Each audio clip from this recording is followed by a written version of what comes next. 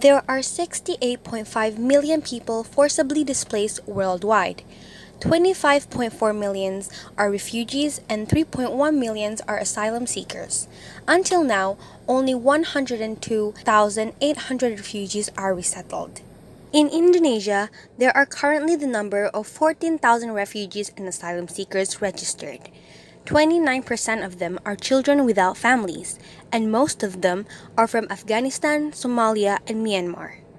Unfortunately, Indonesia does not ratify the 1951 Refugee Convention. Therefore, Indonesia does not allow refugees to take permanent residency, so they have to be resettled in another country such as Australia.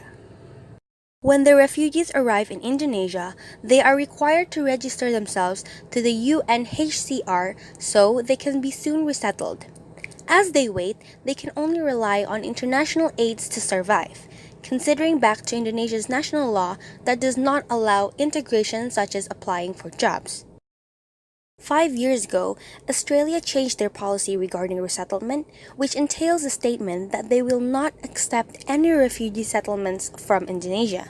Their policy caused thousands of refugees and asylum seekers living in uncertain future where their rights are not fulfilled. Even though Indonesia and UNHCR may offer refugees to live in community houses that they build, but yet the whole community house in Indonesia can only accommodate 1/3 of the total refugees and asylum seekers.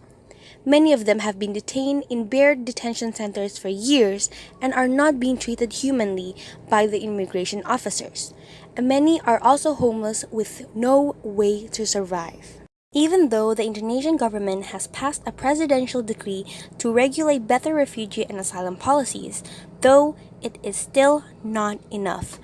Many reports show that neglection, abuse, and hostility still happens. It is deemed to be insignificant. But then again, considering the fact that refugees and asylum seekers in Indonesia are not being resettled and still neglected, as a part of Indonesian community, we can help them by simply donating needs to them through local non-governmental organizations or international institutions such as the UNHCR itself.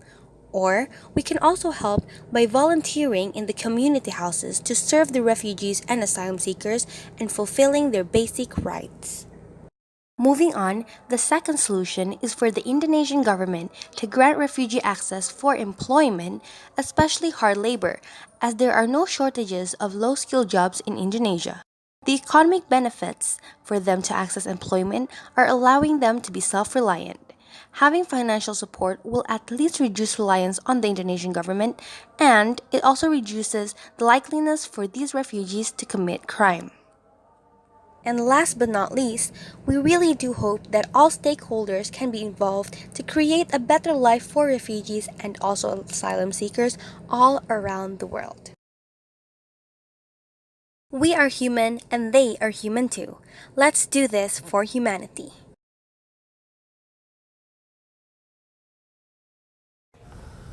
Desperate refugees outside Jakarta's immigration detention center. Families with small children, even newborns, are camping outside the gate, hoping to be let in. Many of them have skin problems.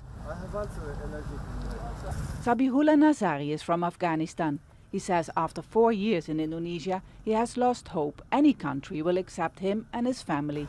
Money provided by his family back home has run out. We ask from them just put us in prison, but give us the food, give us the floor to sleep, give us something that we should not be under the rain, under the sun. Indonesia is not a signatory to the UN Convention on Refugees. Many use the country as a transit point to go to Australia or to be resettled in the United States or Europe.